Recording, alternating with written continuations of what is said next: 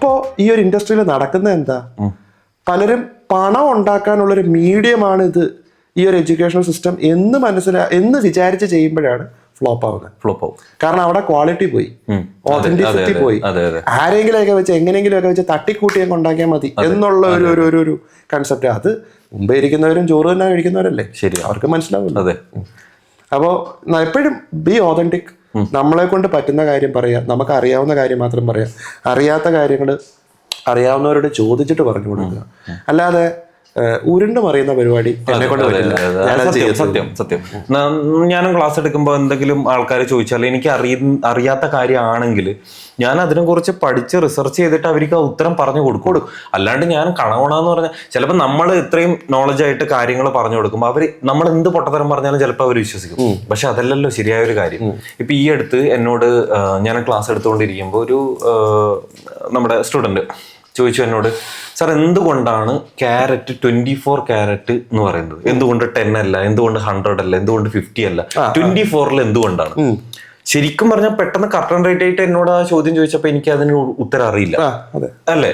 ഇപ്പൊ ഏത് ജ്വല്ലറിനോട് ചോദിച്ചോളൂ എന്തുകൊണ്ടാണ് ക്യാരറ്റ് 24 ഇട്ടതെന്ന് പറഞ്ഞാൽ അതിന് രണ്ട് രീതിയിൽ ആൻസർ ഉണ്ട്. ഒന്ന് ഏൻഷ്യന്റ് ആയിട്ടുള്ള ഒരു ആൻസർ ഉണ്ട്, ഒന്ന് മാത്തമാറ്റിക്കൽ ആയിട്ടുള്ള ഒരു ആൻസർ ഉണ്ട്. നമ്മളത് ഇവിടെ ഡിസ്കസ് ചെയ്യണ്ട, അത് നമ്മുടെ USP ആണ്.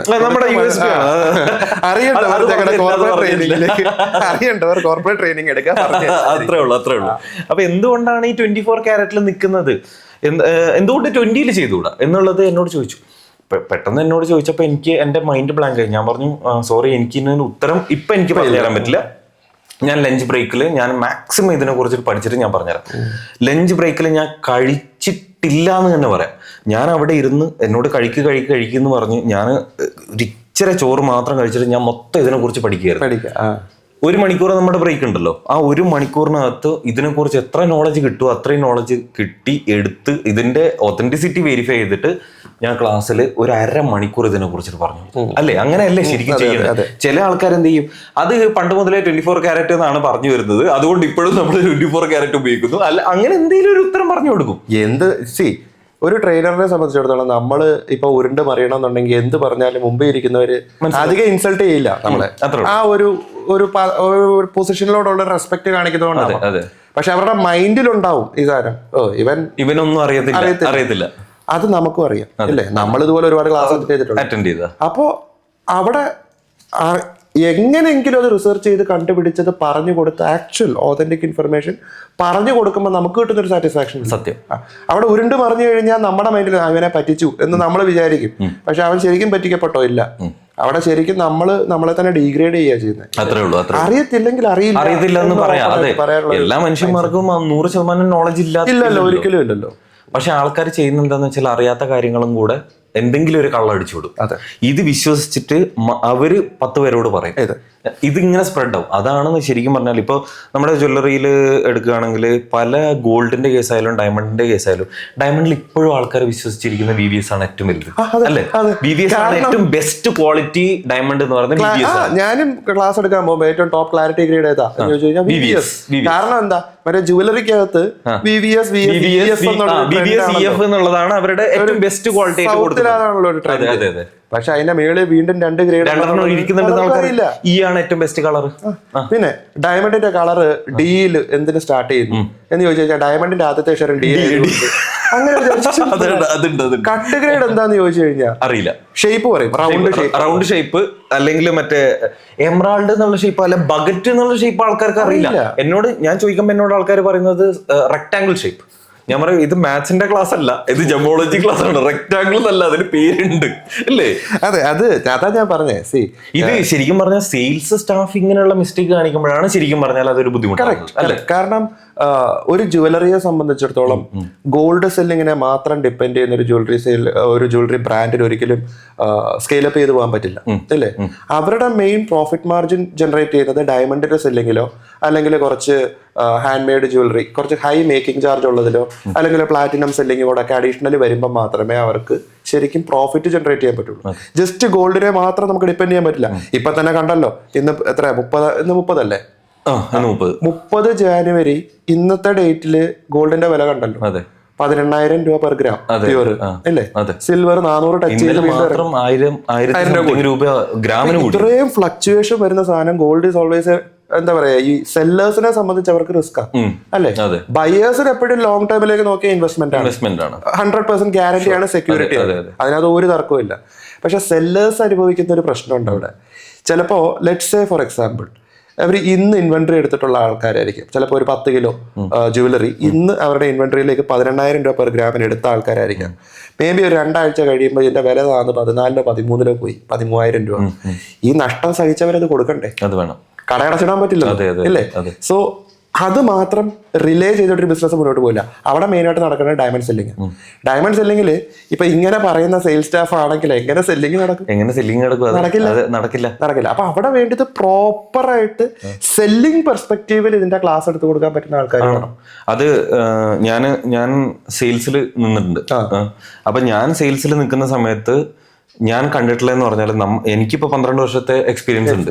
അപ്പൊ ഈ 12 വർഷത്തെ എക്സ്പീരിയൻസ്, അതും ജെമോളജി എക്സ്പീരിയൻസും ഉണ്ട്, പ്രൊഡക്ഷനിൽ ഞാൻ വർക്ക് ചെയ്തിട്ടുണ്ട്, പിന്നെ ഡിസൈനിങ്ങും ഞാൻ ചെയ്തിട്ടുണ്ട്. അങ്ങനെ ഏകദേശം ജ്വല്ലറിന്റെ എല്ലാ മേഖലയും ടച്ച് ചെയ്തിട്ടുണ്ട്. എന്നിട്ട് പോലും നമ്മളിപ്പോ ഒരു കസ്റ്റമറിനോട് സംസാരിച്ചുകൊണ്ടിരിക്കുമ്പോൾ ലെറ്റ്സ് ഒരു 60-70 വയസ്സായ കസ്റ്റമർ ആയിരിക്കും, ലേഡീസ് ആയിരിക്കും കൂടുതലായിട്ട് ഉണ്ടാവുക. അവരുടെ നോളജ് വെച്ചിട്ട് നമ്മളോട് ചോദിക്കുന്ന ചോദ്യത്തിൽ ചിലപ്പോൾ നമ്മൾ പതറിപ്പോവും. സത്യം. ഞാൻ ഈ ക്ലാസ് എടുക്കാൻ പോകുമ്പോൾ പറയാം, നിങ്ങൾ ഇതുവരെ നിങ്ങൾക്ക് ചിലപ്പോൾ കിട്ടിയിട്ടുണ്ടാവുക സാധാരണ കസ്റ്റമേഴ്സിനായിരിക്കും. ഇതുപോലുള്ള ഒരു കസ്റ്റമർ നിങ്ങളുടെ മുമ്പിൽ ജീവിതത്തിൽ വരും, എല്ലാ സെയിൽസ്മാന്റെ മുമ്പിലും വരും. വരുമ്പോ നിങ്ങൾ പതറും. ആ പതർച്ചയിൽ നമ്മുടെ തകർച്ചയായിരിക്കും. അതില്ലാതാക്കാൻ എനിക്ക് അന്ന് ട്രെയിനിങ് കിട്ടിയിട്ടില്ല.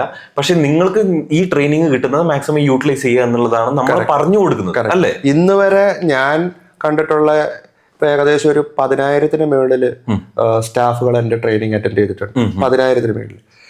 ഇന്നേ വരെ അതിനകത്തൊരു 99% ആൾക്കാരും പറഞ്ഞേക്കുന്നത്, സാറേ ഇന്നേ വരെ കസ്റ്റമർ ഇതിനെപ്പറ്റി അങ്ങനെ ഒന്നും ചോദിച്ചിട്ടില്ല, അതുകൊണ്ട് ഞങ്ങൾ രക്ഷപ്പെട്ടു പോവായിരുന്നു. അവരുടെ ലക്കാണ് അല്ലേ? പക്ഷെ ഇപ്പൊ ജെൻസിയുടെ കാലഘട്ടമാണ്. പുറമെ ഇപ്പൊ അത്യാവശ്യം സോഷ്യൽ മീഡിയയിലൊക്കെ ഇതിനെ പറ്റിയിട്ടുള്ള ഇൻഫർമേഷനുകൾ കാര്യങ്ങളുണ്ട്. അപ്പൊ ഇനി വരുന്ന കസ്റ്റമേഴ്സ് ഇത് ചോദിക്കും.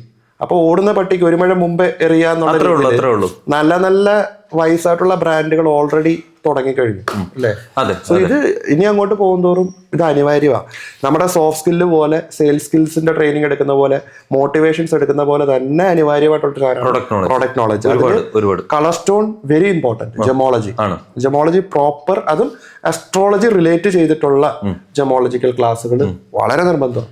ഞാൻ എൻ്റെ ഇൻസ്റ്റാഗ്രാം പേജിൽ ഞാൻ ഇന്ന് സാധാരണയായിട്ട് ഞാൻ വീക്കിലി അല്ലെങ്കിൽ 2 വീക്ക് കൂടുമ്പോൾ ഒരു പോൾ ഇടും, ഒരു ഫോട്ടോ ഇട്ടിട്ട് ഇത് ഏത് സ്റ്റോൺ ആണെന്നുള്ളത്. അപ്പൊ ഇന്ന് ഞാൻ ഇട്ടതെന്ന് വെച്ചാൽ അമെട്രിന്റെ ഒരു റഫ് എന്റെ കയ്യിൽ ഉണ്ടായിരുന്നു. അപ്പൊ അതിന്റെ ഒരു അമെത്തിസ്റ്റ്, ഒരു ഹാഫ് അമെത്തിസ്റ്റ്, ഒരു സിട്രിന്റെ. ഇത് എന്നിട്ട് ഞാൻ 4 ഓപ്ഷൻ കൊടുത്തു. അമെത്തിസ്റ്റ്, സിട്രിൻ, ടൂർമലിൻ, അമെട്രിൻ, 4 ഓപ്ഷൻ കൊടുത്തു. അമെട്രിൻ ഏറ്റവും ലാസ്റ്റ് ഉള്ളത്. ഇതില് 89% അങ്ങനെ എന്തോ ആണ്, 90, അതായത് ഒരാൾ മാത്രമാണ് അമെട്രിന് സെലക്ട് ചെയ്ത് വോട്ട് ചെയ്തിരുന്നത്. ബാക്കി എല്ലാവരും അമെത്തിസ്റ്റും സിട്രിനും ആണ് വോട്ട് ചെയ്തിരിക്കുന്നത്. ടൂർമലിൻ ആരും വോട്ട് ചെയ്തില്ല. കാരണം ടൂർമലിൻ എന്ന് പറഞ്ഞ സ്റ്റോൺ അധികം ആൾക്കാർക്ക് അറിയില്ല, വളരെ കുറച്ച് ആൾക്കാർക്കേ അറിയുള്ളൂ. അപ്പൊ ശരിക്കും പറഞ്ഞാൽ ഇതൊരു ശരിക്കും ഒരു നോളജിന്റെ ലാക്കാണ്, അല്ലേ? ഞാൻ പറയുന്നില്ല അമെട്രിൻ നമ്മുടെ ജ്വല്ലറിയിൽ യൂസ് ചെയ്യുന്ന സാധനമാണെന്ന് പറഞ്ഞു, പക്ഷെ അമെത്തിസ്റ്റ് നമ്മൾ യൂസ് ചെയ്യുന്നില്ലേ, അല്ലേ? നവരത്നയില് വരുന്ന പിന്നെ എന്താണ് യെല്ലോ സഫയർ ആണെന്ന് പറഞ്ഞ് സിട്രിൻ ആൾക്കാർ കൊടുക്കുന്നില്ലേ? ഡയമണ്ടാന്ന് പറഞ്ഞ് കോഴ്സ് കൊടുക്കുന്നില്ല. പോട്ടെ, കോറലിന്റെ പേളിന്റെ സ്ഥലത്ത് വെച്ചേക്കുന്നത് എന്താ? ഒന്നീ പ്ലാസ്റ്റിക് ആയിരിക്കും, അല്ലെ സെറാമിക് ആയിരിക്കും. സിമ്പിളി ഒന്ന് ചിന്തിച്ചു നോക്കത്തെ. നമ്മുടെ മാർക്കറ്റിൽ മറ്റേ ഒരു വൈറ്റ് കളർ ബോക്സിനകത്ത് നവരത്ന സ്റ്റോണിന്റെ സെറ്റ് വരും. 150 രൂപ 200 രൂപയ്ക്ക് 9 സ്റ്റോൺ കിട്ടും. പോസിബിൾ ആണോ? ഒരിക്കലും അല്ല. എന്നിട്ട് അത് മേടിച്ചിട്ടിട്ട് എനിക്ക് 150 രൂപയ്ക്ക് ഡീല് കിട്ടിയെന്ന് പറഞ്ഞ് ഈ സാധനം മേടിച്ച് ജ്വല്ലറിക്കകത്ത് ഇട്ടിട്ട് ഇതിട്ടിട്ട് മാറ്റമൊന്നും ഇല്ലല്ലോ എന്ന് പറഞ്ഞു കഴിഞ്ഞിട്ട് കാര്യമില്ല. കാര്യം എന്താ? അവന് അതിനെപ്പറ്റി ബോധമില്ലാഞ്ഞിട്ടല്ലേ?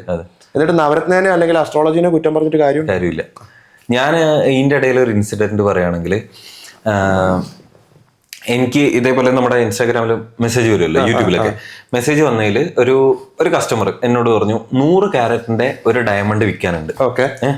100 ക്യാരറ്റിന്റെ ഒരു ഡയമണ്ട് വിൽക്കാനുണ്ട്. കുറച്ചൊരു ബ്രൗണിഷ് കളറാണ്, GIA സർട്ടിഫിക്കറ്റ് ഒക്കെ ഉണ്ട് എന്നൊക്കെ പറഞ്ഞു. ഞാൻ കസ്റ്റമർ ഉണ്ടാവോ എന്ന് ചോദിച്ചു. ഇത് വിൽക്കാനാണ്. ഏകദേശം കസ്റ്റമർ ഉണ്ടാവുമെന്നല്ല, അവർക്ക് അറിയേണ്ടത് ഇതിന്റെ ഏകദേശം റേറ്റ് എത്രയാണ്.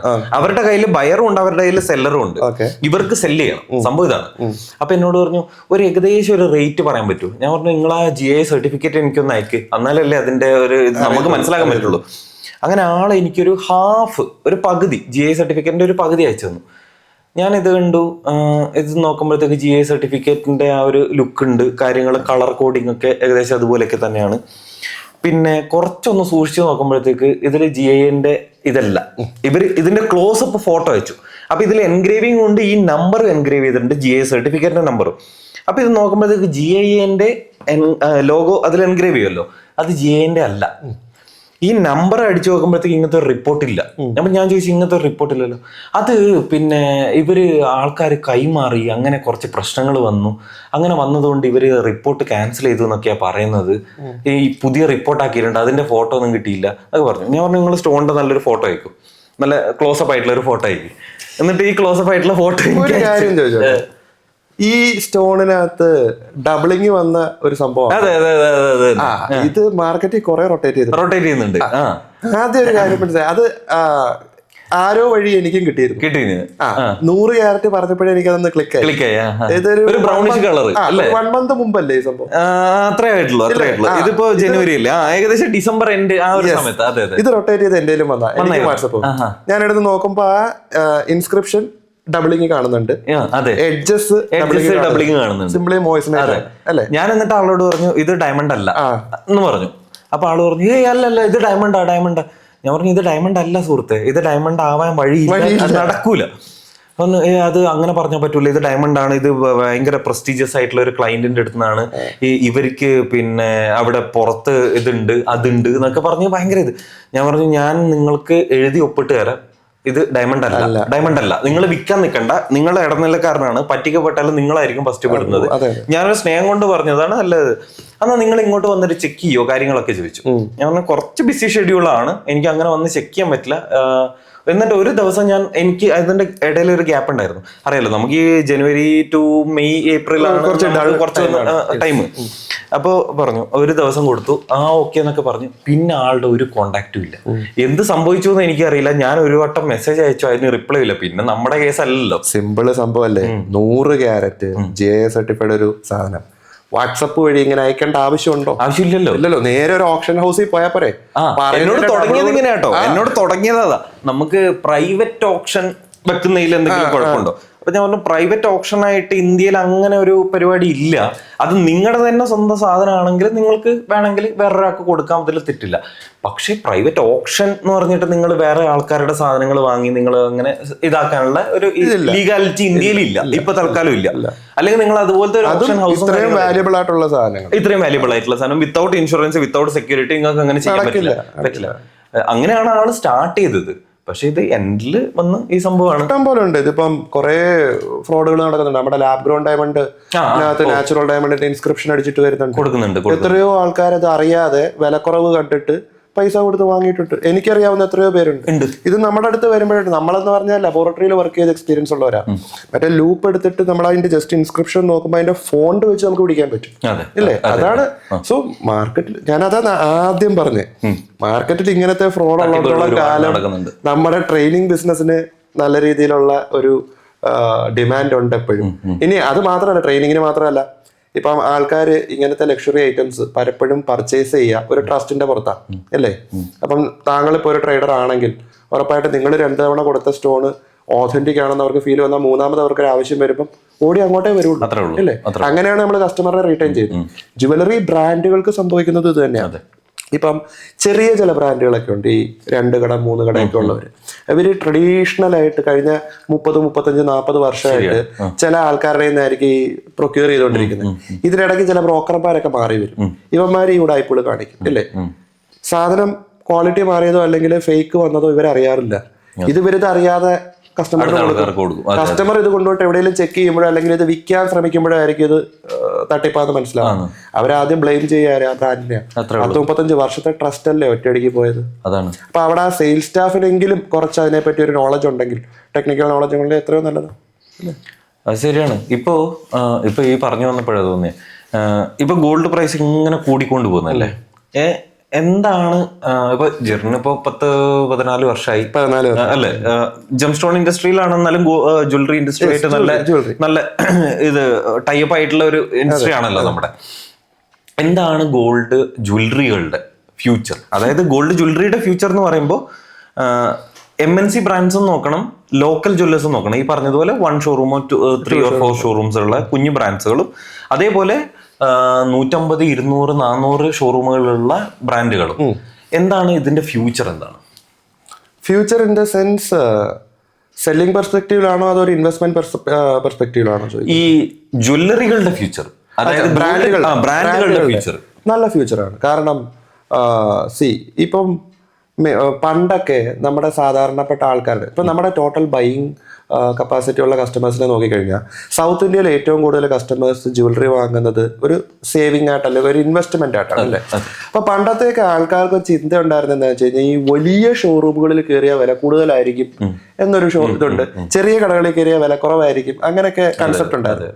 പക്ഷെ സത്യാവസ്ഥ അതല്ല അല്ലേ. വലിയ കടകളിൽ അവർക്ക് കളക്ഷൻസ് കൂടുതലുണ്ട്, പിന്നെ കളക്ഷൻസ് കൂടുതലുണ്ട് മാത്രമല്ല സാധാരണ കടകളിൽ കൊടുക്കുന്ന അതേ റേഞ്ചിൽ തന്നെ അവിടെയും പോകുന്നത്.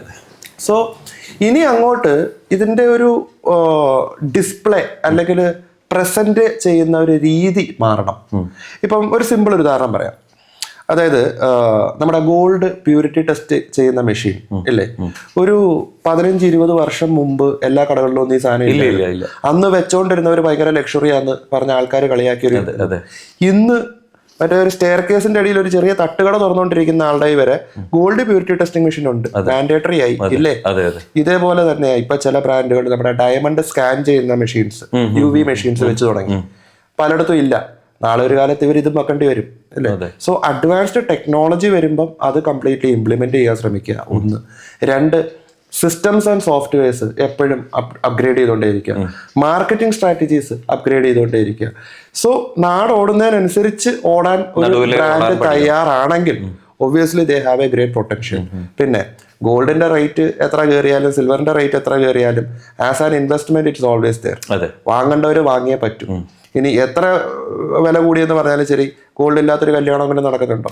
നമ്മുടെ ജോയി സാറൊക്കെ പറയുന്നത് ഏത് റിലീജിയൻ എടുത്തോ ഗോൾഡ് ഇല്ലാതൊരു കല്യാണം നമുക്ക് ചിന്തിക്കാൻ പറ്റുന്ന കാര്യം. മാതൃകയാക്കാൻ വേണ്ടി ചില ആൾക്കാർ ചെയ്യുന്നുണ്ട് എന്നല്ലാണ്ട്, പക്ഷെ അതൊരു എന്താണ് കോമൺ ആയിട്ട് നടക്കുന്നില്ലല്ലോ. ഇല്ല. സോ ഇത് ഓൾവേസ് ആൻ ഇൻവെസ്റ്റ്മെന്റ് ആണ്. അതുകൊണ്ട് തന്നെ മാത്രമല്ല ഗോൾഡ് എന്ന് പറയുന്നത് ഒരു സോളിഡ് അസറ്റ് ആണ് അല്ലേ, നമ്മുടെ ഗവൺമെന്റ് ബാക്കപ്പ് ഉള്ള ഒരു സാധനം. സോ എന്തായാലും എന്റെ ബയേഴ്സ് എന്നും ഉണ്ടാവും, കസ്റ്റമേഴ്സ് എന്നും ഉണ്ടാവും. അടുത്ത ഒരു 50 വർഷം 100 വർഷത്തേക്ക് എന്തായാലും ഇതുണ്ടാവും. സോ ബ്രാൻഡുകളോട് എനിക്ക് പറയാനുള്ളത് അപ്ഗ്രേഡ് യുവർ സെൽഫ്. ആ ഒരു എന്താ പറയാ സൊസൈറ്റിയുടെ ഒരു റിക്വയർമെന്റിനനുസരിച്ച് പോകാൻ നിങ്ങൾ തയ്യാറാണെങ്കിൽ ഒബ്വിയസ്ലി ആ ഒരു ബ്രാൻഡ് മുന്നോട്ട് പോകും. അതല്ല വന്നോളും വാങ്ങിക്കോളും ഞാൻ കൊടുക്കുന്നത് വാങ്ങാനായിട്ട് ആൾക്കാരുണ്ട് എന്ന് ചിന്തിക്കുന്ന ചില ആൾക്കാരുണ്ട്. എനിക്ക് നെയിമും ഫെയിമും ഉണ്ട്, കഴിഞ്ഞ 45 വർഷത്തെ പാരമ്പര്യം ഉണ്ടെന്നൊക്കെ പറഞ്ഞിരിക്കുന്ന ആൾക്കാരുണ്ട്. പൊളിയും അങ്ങനെയുള്ളവർ പോവും. അപ്ഗ്രേഡ് ചെയ്തുകൊണ്ട് വരുന്ന ആൾക്കാർ പിന്നെയും സർവൈവ് ചെയ്യും. ഇപ്പോ വളരെ സിമ്പിൾ ആണ് വിഷ്ണു. ഇപ്പോ അടുത്തടുത്തൊരു 4 കടകൾ ഇരിക്കുന്നു. ഈ 4 കടകളും വിൽക്കുന്നത് ഒരേ സാധനം. നമ്മളെങ്ങോട്ടായിരിക്കും കയറുക? നമ്മളെ കൂടുതൽ കൺവിൻസ് ചെയ്യുന്ന, നമുക്ക് ട്രസ്റ്റ് ജനറേറ്റ് ചെയ്യുന്ന, നമ്മളെ അത്രയും കൺവിൻസ് ചെയ്യാൻ ശ്രമിക്കുന്ന, ഓതന്റിക് ആണെന്ന് തോന്നുന്ന ഒരു സെയിൽസ് സ്റ്റാഫ് ഉള്ള കടയിലേക്കല്ലേ നമ്മൾ കയറുള്ളൂ. പക്ഷെ ഞാനൊരു കാര്യം ചോദിക്കട്ടെ, ഇതിൽ മേക്കിംഗ് ചാർജ് ഒരു വലിയ ഒരു ഘടകമല്ലേ അല്ലേ? ഇപ്പൊ മേക്കിംഗ് ചാർജ് കമ്പനി എയിൽ മേക്കിംഗ് ചാർജ് 5% ആണ്, കമ്പനി ബിയിൽ മേക്കിംഗ് ചാർജ് 2% ആണെന്ന് വിചാരിക്കാം. ഫോർ എക്സാമ്പിൾ, നമ്മള് അവിടുത്തെ സെയിൽസ് സ്റ്റാഫ് എങ്ങനെയാണ് അല്ല എന്നുള്ളത്, എനിക്കിപ്പോ സാധാരണ ഒരു മാല മതി, ഒരു സാധാരണ സിമ്പിൾ ചെയിൻ ആണ് വേണ്ടത്. സെയിൽസ് സ്റ്റാഫിനെ ചിലപ്പോൾ നമ്മൾ നോക്കാണ്ട് ചിലപ്പോൾ ഇതേപോലെ ഒരു മേക്കിംഗ് ചാർജിലോട്ട് നമ്മൾ പോകില്ലേ, മേക്കിംഗ് ചാർജ് നോക്കിയിട്ട് പോകും. അപ്പൊ അവിടെ ആ ഒരു 3% ഡിഫറൻസ് വന്നല്ലോ. അത് എന്തുകൊണ്ട് വന്നു എന്നുള്ളത് പറഞ്ഞു കൊടുക്കാൻ പലപ്പോഴും പറ്റുന്നില്ല സെയിൽസ് സ്റ്റാഫിന്. അവൻ അവിടെ പിരിവെട്ടി നിൽക്കും പലപ്പോഴും. ഇപ്പം പലപ്പോഴും കസ്റ്റമേഴ്സ് വന്നിട്ട് ബ്രാൻഡുകളെ തമ്മിൽ കമ്പയർ ചെയ്യും. അയ്യോ ഒരു അപ്പുറത്ത് 2% ഉള്ളല്ലോ, ഇവിടെ എന്തുകൊണ്ട് 5%? അത് ഞങ്ങളുടെ ക്വാളിറ്റി കൂട്ടും. എന്ത് ക്വാളിറ്റി?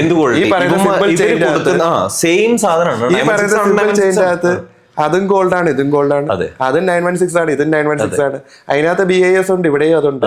അവിടെ HYD ഉണ്ട്, ഇവിടെയും അതുണ്ട്. പിന്നെ എന്ത് വ്യത്യാസം? അപ്പൊ എന്തെങ്കിലും ഒരു പോയിന്റ് പറയാൻ പറ്റണ്ടേ?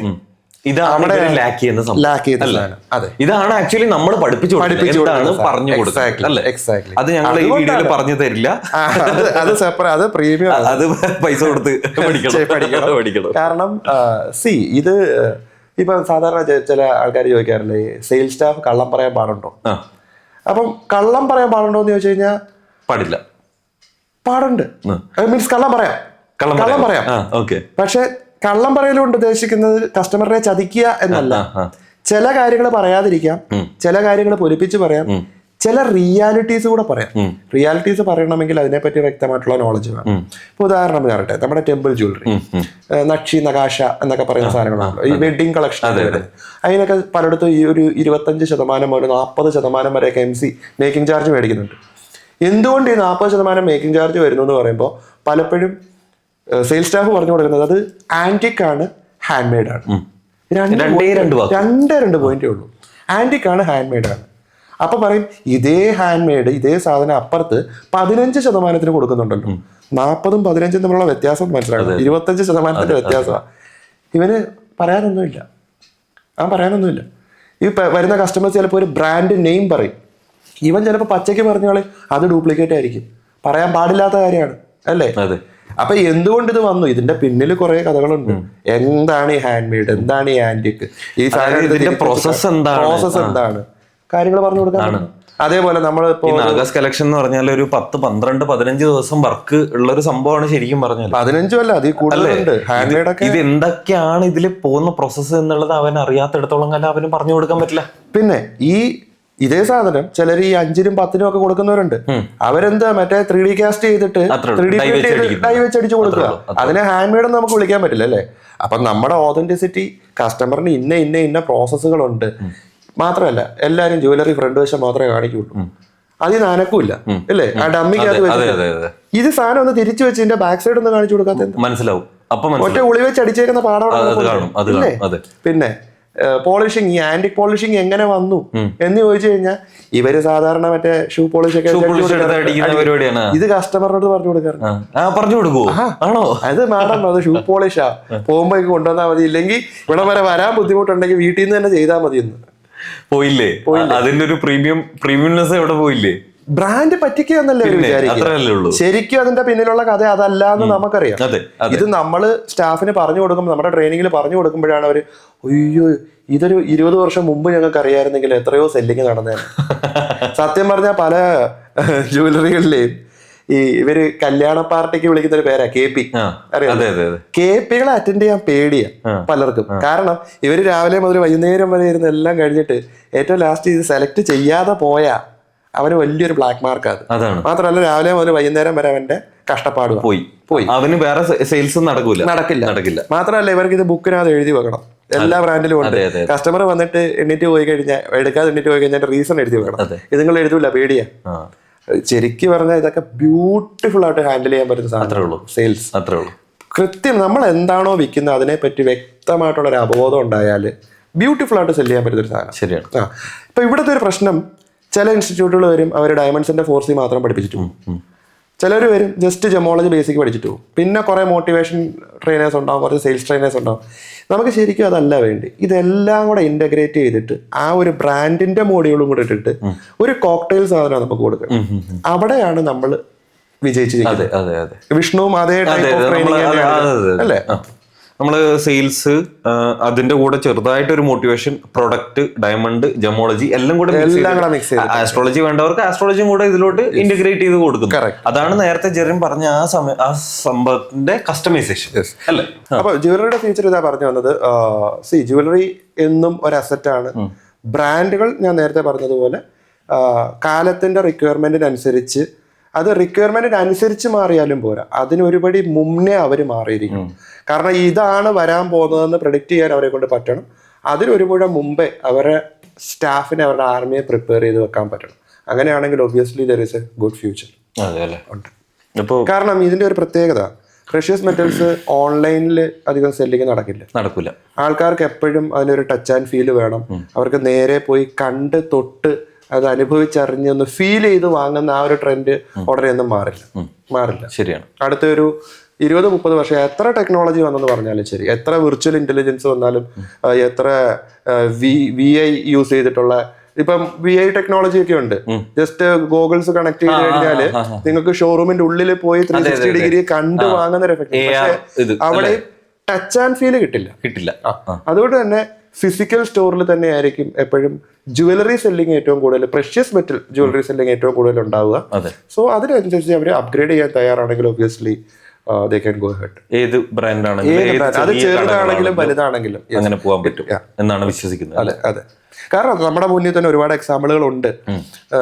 ചെറിയ 2 ഷോപ്പുകളായിട്ട് ഒരു 10 ഷോപ്പുകൾ മാത്രമുള്ള ചില ബ്രാൻഡുകളുണ്ട്. അവിടത്തേക്ക് ഫുട്ഫോൾസ് ഒന്ന് പോയി കാണണം, നിൽക്കാൻ സ്ഥലം കിട്ടത്തില്ല. പലപ്പോഴും ടോക്കൺ ഒക്കെ തരാറുണ്ട്. അപ്പൊ അവരുടെ പ്രത്യേകത എന്താ, അവര് കുറച്ചും കൂടെ അഡ്വാൻസ്ഡ് ആയിട്ട് ചില കാര്യങ്ങൾ അവിടെ ചെയ്തു വെച്ചിട്ടുണ്ട്. ഞാൻ എല്ലാം ഒന്നും പറയുന്നില്ല, അത് പറഞ്ഞു കഴിഞ്ഞാൽ ബ്രാൻഡ് ഏതാന്ന് മനസ്സിലാവും. എനിക്കൊരു ചെറിയ ഐഡിയ അവിടെ പോയി കാണണം, അന്നേരം മനസ്സിലാവുള്ളൂ. അപ്പൊ അത് ചെറുത് വലുത് എന്നുള്ളതിലല്ല കാര്യം, അവരെത്രത്തോളം ലേറ്റസ്റ്റ് ട്രെൻഡിനെ കൺസീവ് ചെയ്യുന്നുണ്ട്, എത്രത്തോളം അവർ അപ്ഗ്രേഡ് ആവുന്നുണ്ട്, അവരുടെ സ്റ്റാഫിന്റെ ക്വാളിറ്റി എത്രത്തോളം അവർ കൂട്ടുന്നുണ്ട്, സ്കിൽ ഡെവലപ്മെന്റ് എന്തോരം ചെയ്യുന്നുണ്ട്, അതിലാണ് മെയിൻ കാര്യമുള്ളത്. ഞാൻ നേരത്തെ നമ്മൾ സംസാരിച്ച ഇതിൽ ഒരു കാര്യം നോട്ട് ചെയ്തായിരുന്നു. ഇപ്പോൾ ജെറിൻ നേരത്തെ പറഞ്ഞു സോഡിയാക് സൈൻ ഒരു കുറേ കാലത്തേക്ക് ഒന്നാണെന്നാണ് വിചാരിച്ചിരുന്നത്. പിന്നെ അതല്ലാന്ന് മനസ്സിലായി. അപ്പോൾ സോഡിയാക് സൈനിനെ അനുബന്ധിച്ചിട്ടാണല്ലോ നമ്മളെ ബർത്ത് സ്റ്റോൺസ് വരുന്നത്, അല്ലെങ്കിൽ നമ്മുടെ രാശി അല്ലേ, വേദിക് ആസ്ട്രോളജിയിൽ വരുന്ന ഇന്ത്യൻ ആസ്ട്രോളജി ഒന്ന് വരുന്നുണ്ട്, പിന്നെ നമ്മുടെ വെസ്റ്റേൺ ആസ്ട്രോളജി വരുന്നുണ്ട്, കലണ്ടർ ബേസ് ചെയ്തിട്ടും ഒന്ന് വരുന്നുണ്ട്. അപ്പൊ ഇന്ത്യൻ വേദിക് ആസ്ട്രോളജിയിൽ അത്രയും കാലം ജെറിന്റെ സ്റ്റോൺ എന്ന് വിചാരിച്ച് നടന്ന ഒരു സ്റ്റോൺ വേറെ ആയിരിക്കും അല്ലെ. ഇപ്പോ സ്റ്റോൺ ഏതാണെന്ന് ഞാൻ ചോദിക്കുന്നില്ല. അങ്ങനെയാണെങ്കിലും ജെമോളജിയിൽ അല്ലെങ്കിൽ ജെം സ്റ്റോൺസിൽ ജെറിന് ഏറ്റവും ഇഷ്ടപ്പെട്ട സ്റ്റോൺ ഏതാണ്? റൂബലൈറ്റ്. അതുകൊണ്ടാണോ റെഡ് കളർ ടൂർമലിൻ? അതുകൊണ്ടാണോ റൂബെല്ലോ? അതിൽ നിന്ന് ഇൻസ്പയർ ആയിട്ടാണ് റുബെല്ലോ എന്നുള്ള ബ്രാൻഡ് നെയിം വന്നത്. റൂബലൈറ്റ് എന്ന് പറഞ്ഞാൽ ടൂർമലിന്റെ ഒരു റെഡ് കളർ വെറൈറ്റി ആണ്, വളരെ റെയർ ആണ്. അതേപോലെ റൂബിക്ക് പകരമായിട്ട് നമുക്ക് യൂസ് ചെയ്യാൻ സബ്സ്റ്റിറ്റ്യൂട്ട് ആയിട്ട് പലരും ഉപയോഗിക്കുന്ന സാധനമാണ് ചെയ്യുന്നത്. മാത്രമല്ല അതൊരു ടൈപ്പ് A സ്റ്റോൺ ആണ്. ഇൻക്ലൂഷൻസ് അങ്ങനെ അധികം ഉണ്ടാവില്ല. നല്ല ക്രിസ്റ്റൽ ക്ലീൻ ആയിട്ട് കിട്ടും. കളർ ഭയങ്കര ടിമിഡിങ് കളറാണ് അതിന്റെ. സോ ഫോട്ടോ ഉണ്ടെങ്കിൽ ഒരു ഫോട്ടോ അതിന്റെ കൂടെ ഒന്ന് കാണിച്ചിരുന്നാൽ മതി. കാരണം പലർക്കും ഈ പേര് അറിയില്ല.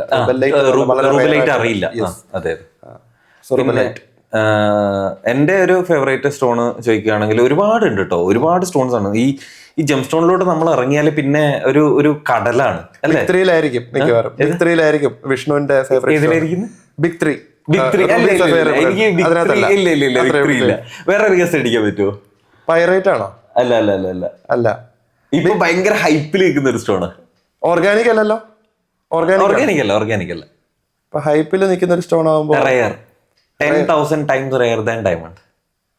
ഇത് പറഞ്ഞാൽ കിട്ടും. അല്ല, ടാൻസനൈറ്റ് അല്ല, അത് 1000. Okay. Paraiba tourmaline. Neon blue. എന്റെ കയ്യിൽ നിയോൺ ഗ്രീൻ ഒരെണ്ണം ഇരിപ്പുണ്ട്. ബ്ലൂ കിട്ടാൻ ഒരുപാട്. അതും നമുക്കിപ്പോ കൊമേഴ്ഷ്യൽ ആയിട്ടുള്ള ക്വാളിറ്റിയിൽ കിട്ടുന്നുണ്ട്. പക്ഷെ ജെം ക്വാളിറ്റി അല്ലെങ്കിൽ ഒരു എന്താണ് ഐക്ലി എന്ന് പറയുന്ന സാധനം വരുമ്പോഴത്തേക്ക് നല്ല റേറ്റ് ആട്ടോ. എന്റെ കളറ് നിയോൺ. എന്തൊരു ഭംഗി. നമ്മൾ എന്തായാലും ആഡ് ചെയ്യാം. എനിക്ക് വളരെ ഇഷ്ടപ്പെട്ട ഒരു സ്റ്റോണും കൂടിയാണ്. ഈ അടുത്ത് നീത അംബാനിയുടെ ഒരു നെക്ലേസിൽ അത് വാങ്ങുന്നു പറഞ്ഞിട്ട് ഭയങ്കര അയ്യോ എന്തൊരു ഭംഗിയുള്ള സ്റ്റോണ്. അപ്പൊ അത് സ്റ്റോൺസ് ചോദിച്ചാൽ ഒരുപാടുണ്ട്.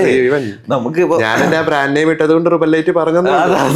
ജെമോളജിസ്റ്റുകളെ സംബന്ധിച്ച് അങ്ങനെ ഒരു ഫേവറേറ്റ് സ്റ്റോൺ ഇല്ല സത്യം പറഞ്ഞാല്. നമുക്ക് ഇന്ന് ഇപ്പൊ എന്താണ് റൂബലൈറ്റ് കണ്ടാൽ ഞാൻ പറയും ഓ വാവ് എന്ന് പറഞ്ഞിട്ട് ഞാനത് എടുത്ത് എന്റെ കീശയിലിടും. ഇല്ലേ, നാളെ ഞാൻ പെരിഡോട്ട് ഒരു സാധാരണ സ്റ്റോണാ, എന്നാലും പെരിഡോട്ട് കണ്ടാൽ അത്രയും ഭംഗിയുള്ള ഒരു കളറ്.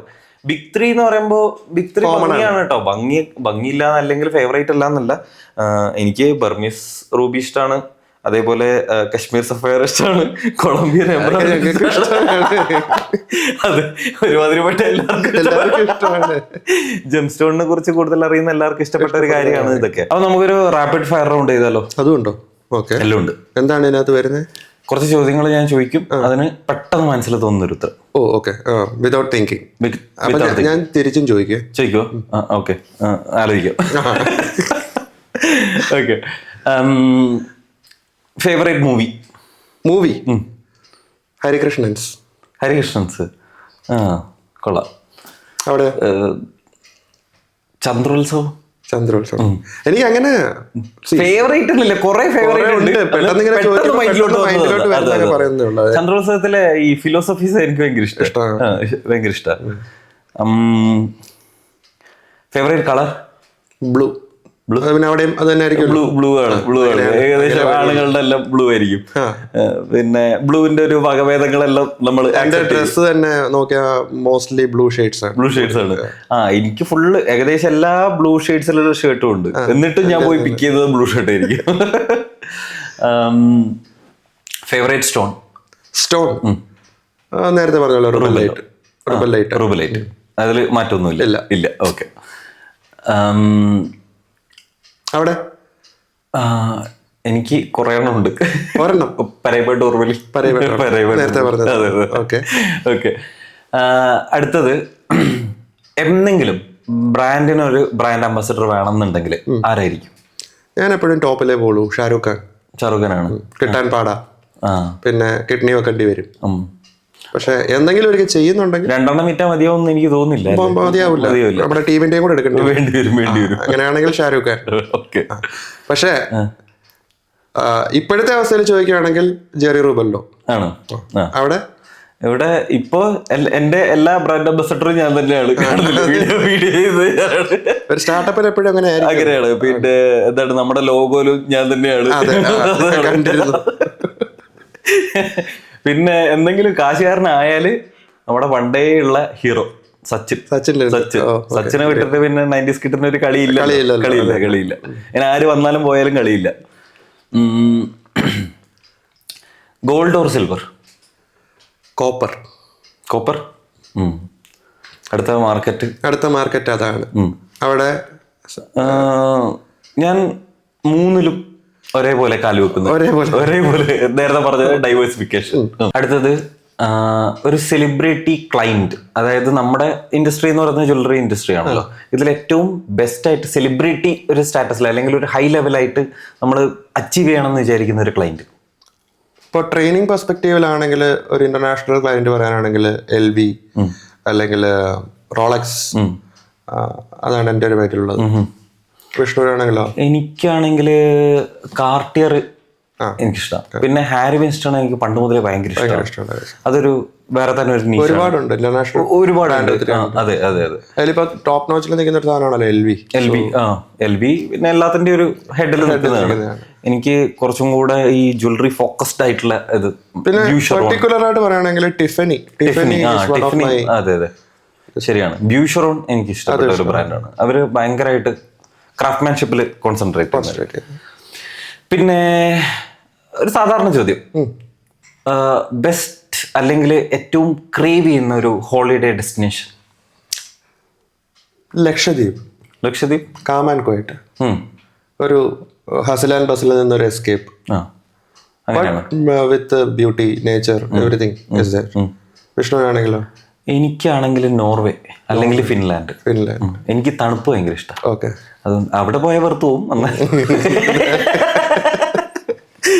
ഒരാഴ്ചക്ക് പോകുമ്പോ പ്രശ്നമില്ലല്ലോ, പറയാൻ എളുപ്പമാണ്. ആഗ്രഹിക്കുന്നത് നമ്മൾ വലിയ ആഗ്രഹങ്ങൾ വേണം, ഇല്ലേ? ഉറപ്പായിട്ടും. എപ്പോഴും ഞാൻ നമ്മുടെ സ്റ്റുഡൻസിനോടും പറയാനുള്ള ഒരു സംഭവം, നമ്മള് ഡ്രീം ചെയ്യാൻ പേടിക്കേണ്ട ഒരു കാര്യമില്ല. പലരും അവരുടെ വിചാരം, അയ്യോ അതിന് പൈസ വേണ്ടേ, അല്ലെങ്കിൽ പവർ വേണ്ടേ, ഇൻഫ്ലുവൻസ് വേണ്ടേ, ഒന്നും വേണ്ട. ഡ്രീം ചെയ്യുന്നതിന് GST ഒന്നും കൊടുക്കണ്ട. നമ്മള് പണ്ടത്തെ ആൾക്കാർ പറയുമല്ലോ, മറ്റേ മലയോളം ആഗ്രഹിച്ച കുന്നോളം കിട്ടും എന്ന്. ആഗ്രഹിച്ചോട്ട് വെറുതെ ആഗ്രഹിച്ച കുന്നിക്കുരുവോളം കിട്ടും. അത് വെറുതെ ആഗ്രഹിച്ചിട്ട് വീട്ടിൽ ഇരുന്നിട്ട് കാര്യമില്ല. Manifestation, power of manifestation, power of gratitude and law of attraction, everything have to work together. അപ്പൊ അവിടെ മലയോളം ആഗ്രഹിക്കുക, എവറസ്റ്റിന്റെ അത്രയും പണിയെടുക്കുക, കുന്നോളം എങ്കിലും കിട്ടും. അതാണ് അങ്ങനെയാണ്. പിന്നെ ഫേവറേറ്റ് ഫുഡ്? കപ്പ മീൻകറി. എന്തൊക്കെ വന്നെന്ന് പറഞ്ഞാലും കപ്പ മീൻകറി. അത് കഴിഞ്ഞിട്ട് വേറെ എന്തോ ഉള്ളു. അത് മത്തിക്കറി. അവിടെ ബിരിയാണി. ബിരിയാണി ഒരു സ്ഥലത്ത് പോയാൽ ബിരിയാണി കഴിക്കാണ്ട് നമ്മൾ വരുന്ന പരിപാടിയില്ല. മെനു മൊത്തം നോക്കിയാൽ അവസാനം ചേട്ടാ ഒരു ചിക്കൻ ബിരിയാണി അല്ലേ.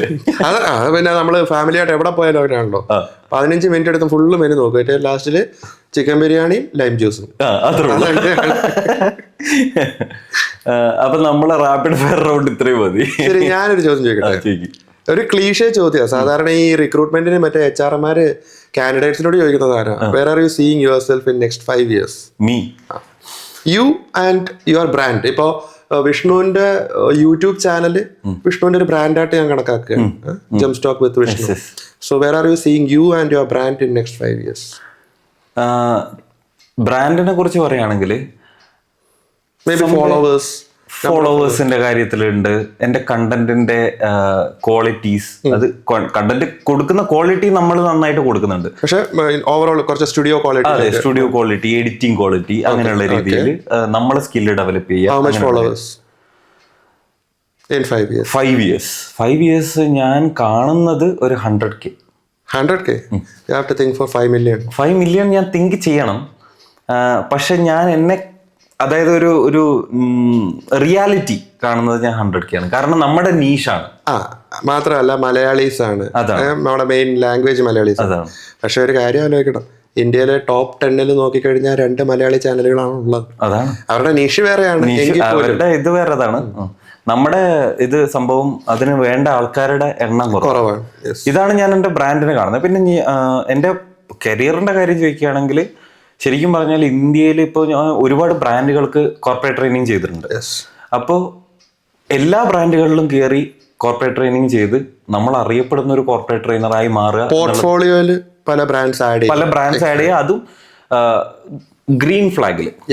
റെഡ് ഫ്ലാഗിൽ നമുക്ക് എത്ര വേണേലും ചെയ്യാം. റെഡ് ഫ്ലാഗ് ആവുന്നു തോന്നിക്കഴിഞ്ഞാൽ സ്റ്റോപ്പ് ചെയ്യാം. അത്രേ ഉള്ളൂ. പറയാറുണ്ടല്ലോ, എന്താ ഈണം നന്നായിട്ടിരിക്കുമ്പോ പാട്ട് നിർത്തുക, സ്വരം നന്നാകുമ്പോ പാട്ട് നിർത്തുക. എന്റെയും പരിപാടി അത് തന്നെ. അതുകൊണ്ടാണ് ഞാൻ ഫസ്റ്റിലാ പറഞ്ഞത്, നമ്മളെ കൊണ്ട് പറ്റുന്നതേ എടുക്കാവൂ.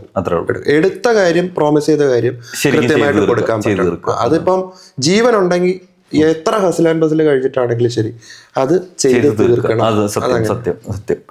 പിന്നെ പേഴ്സണലി എന്നോട് ചോദിക്കുകയാണെങ്കിൽ ഞാൻ ഒരു പീസ്ഫുൾ ആയിട്ടുള്ള ഒരു മലയോരത്ത് ഒരു ചെറിയ വീട്, പാടശേഖരം ഉണ്ടാവും, നമ്മുടെ തന്നെ ഫാം, അതായത് അഗ്രികൾച്ചറും കാര്യങ്ങളൊക്കെ നമ്മളുടെ തന്നെ. ട്രീ ഹൗസ് വേണമായിരിക്കും. ട്രീ ഹൗസ് കിട്ടിയാൽ കൊള്ളാം, അത് ബഡ്ജറ്റിനനുസരിച്ചിട്ട്. പിന്നെ അതായത് ഒരു പീസ്ഫുൾ ലൈഫ്, ഈ ഹസൽ ആൻഡ് ബസൽ എന്നൊക്കെ മാറി നിന്ന്, അതിനുള്ള പ്രായമായി എന്നല്ല, പക്ഷെ 90s കിഡ്സിന്റെ അല്ലേ നമ്മുടെ പഴയ മറ്റേ തറവാട് വീടുകളൊക്കെ കാണുന്ന പോലെ, മറ്റേ 4 കെട്ട് 8 കെട്ടോ. എനിക്ക് അങ്ങനെ വലിയ ആഗ്രഹങ്ങളൊന്നുമില്ല. എനിക്കൊരു 10 ഏക്കർ സ്ഥലവും, 10 ഏക്കർ വലിയ ആഗ്രഹങ്ങൾ, കഞ്ഞി കുടിച്ച് ജീവിക്കണം അമ്പാനിയുടെ പോലെ. നേച്ചറിനെ ഭയങ്കരമായിട്ട് ഇഷ്ടപ്പെടുന്ന ഒരാളാണ് ഞാൻ. മറ്റേ ആ പഴയ ഒരു തറവാട് വീട് സെറ്റപ്പ്, സൈഡിലൊരു കുളം, കുറച്ച് ഗ്രീനറി, മലകുന്ന്, പിന്നെ രാവിലെ 5 മണിക്ക് നമ്മുടെ അമ്പലത്തിൽ നിന്ന് കേൾക്കുന്ന പാട്ട്, പിന്നെ നാട്ടുകാരുടെ കുർബാന, നാട്ടുകാരുടെ കുറ്റം പറിച്ചത്, പിന്നെ അപ്പുറത്തെ വീട്ടില് ചിക്കൻ കറിയുടെ മണം ഇങ്ങോട്ട് വരും, ഇത് ചിക്കനല്ലയോ വിളിച്ചു വയ്ക്കുന്നത്. എന്റെ വീട്ടിലത് കിട്ടില്ല, കാരണം ഞങ്ങള് 10 ഏക്കർ ഉണ്ടല്ലോ. അതാ പറഞ്ഞത്, നിങ്ങൾ മിസ് ചെയ്യാൻ പോകുന്ന കാര്യങ്ങള്. ഇപ്പോഴത്തെ ജനറേഷനിൽ ഇതൊക്കെ മിസ് ചെയ്യുന്ന കാര്യങ്ങൾ.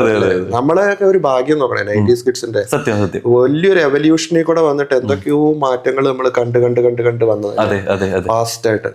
പെട്ടെന്ന് മൊബൈൽ ഫോണിന്റെ വരവ്, കീപാഡ് ഫോണ്, അതും ബ്ലാക്ക് ആൻഡ് വൈറ്റ് ഫോണ്, അത് കഴിഞ്ഞിട്ട് മഞ്ഞ കളർ ആവുന്നു, പിന്നെ കളർ വരുന്നു. ഞാനൊക്കെ തുടങ്ങുന്ന ആ ടോർച്ച് ഫോൺ, മറ്റേ ആദ്യത്തെ നോക്കിയ 1110 ആയിരുന്നു. ഞാനത് ഇപ്പോഴും വെച്ചിട്ടുണ്ട്. പിന്നെ ഒരു സോണി എക്സ്പീരിയ, വാക്മാൻ സീരീസ്, പിന്നെ N72, അതൊക്കെ ഗൾഫിൽ നിന്ന് വരുന്നവര് കൊണ്ടുതരും. N73 എന്റെ അച്ഛന്റെ ഫോണായിരുന്നു.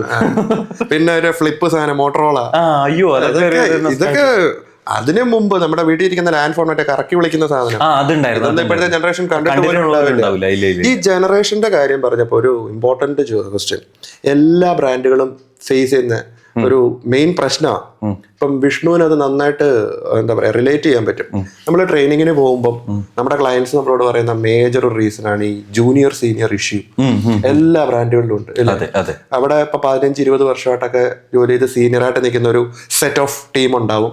അതേപോലെ ജെൻസീസ് കുറച്ച് പേരുണ്ടാവും. ഇതുങ്ങൾ തമ്മിൽ പലപ്പോഴും ക്ലാഷാണ്. അപ്പം ജെൻസീസ് വിചാരിക്കുന്നത് എന്തുവാ, സീനിയേഴ്സിനെ മാത്രമേ മാനേജേഴ്സ് സപ്പോർട്ട് ചെയ്യുള്ളൂ അങ്ങനെയെന്ന് പറഞ്ഞാൽ അവര് സീനിയേഴ്സ് പറയും ജെൻസി ഭയങ്കര റൂഡാണ്, അവർക്ക് മൊബൈൽ ഇല്ലാതെ പറ്റൂല, അങ്ങനെയാണ് ഇങ്ങനെയാണ്. വിഷ്ണുവിന് ഇതിനെ പറ്റിയുള്ള ഒരു ഒപ്പീനിയൻ എന്താ? എനിക്ക് വ്യക്തമായിട്ടുള്ളൊരു ധാരണയുണ്ട്. വിഷ്ണുവിന്റെ ഒരു ധാരണ എന്താ? ഞാനിതില് ശ്രദ്ധിച്ചിടത്തോളം എന്ന് പറഞ്ഞാല് ഏറെക്കുറെയൊക്കെ ശരിയാണ്. ഓക്കെ, അതായത് ജെൻസിന്റെ ഫീഡ്ബാക്കിൽ എനിക്ക് മനസ്സിലായത് അവർക്ക് ഫോൺ ഒരു അവരുടെ ഒരു ഭാഗമാണത്, അല്ലെ? നെസസിറ്റി ആണ് അവർക്ക് നമ്മൾ എന്ന് പറഞ്ഞാൽ ഞാനിപ്പോ ഒരു ദിവസം രാവിലെ മുതൽ വൈകുന്നേരം വരെ ഫോൺ ഇല്ലാണ്ട് എനിക്ക് പ്രശ്നമൊന്നുമില്ല. ഞാൻ വർക്ക് ചെയ്യും, നമ്മുടെ വർക്കിലും ഞാൻ ഫോൺ ഉപയോഗിക്കാറൊന്നുമില്ല. പിന്നെ എമർജൻസി കോൾസ് വന്നാൽ നമുക്കത് അറിയും. എമർജൻസി കോൾ ആണെങ്കിൽ അങ്ങനെ, അല്ലെങ്കിൽ ഇപ്പോൾ ഷോറൂമിൽ തന്നെ വർക്ക് ചെയ്യുന്ന ഒരാളെ എടുത്തോ, ഞാനിപ്പോൾ ഒരു ഷോറൂമിൽ വർക്ക് ചെയ്യുന്ന ആളാണ്.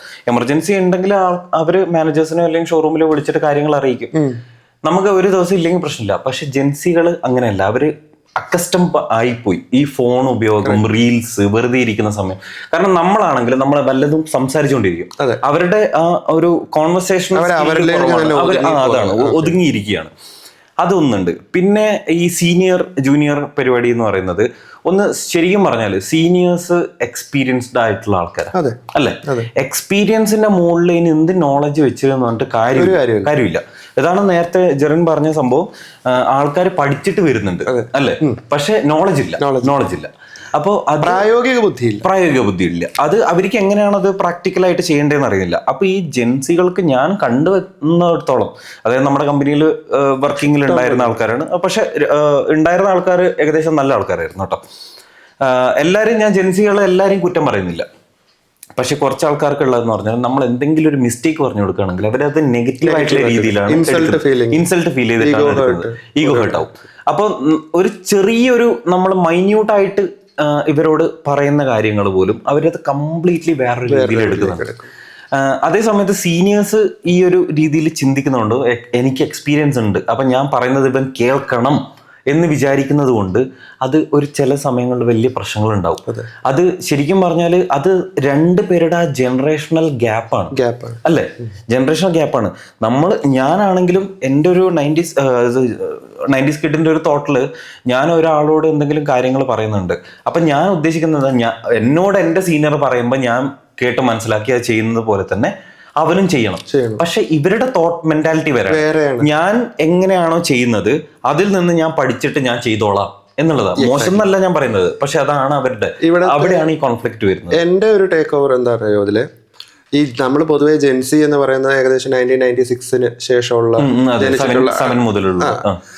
ഇവിടെ ജെൻസീസ് റൂഡാണ്, ഇതാണ്, അവർ ഭയങ്കര ഈഗോ ഹേർട്ട് ആവും, ഭയങ്കര ഇമോഷണൽ ആണെന്നൊക്കെ പറയുന്നതിന്റെ കൂടെ തന്നെ അവർക്കൊരു പോസിറ്റീവ് കൂടി ഉണ്ട്.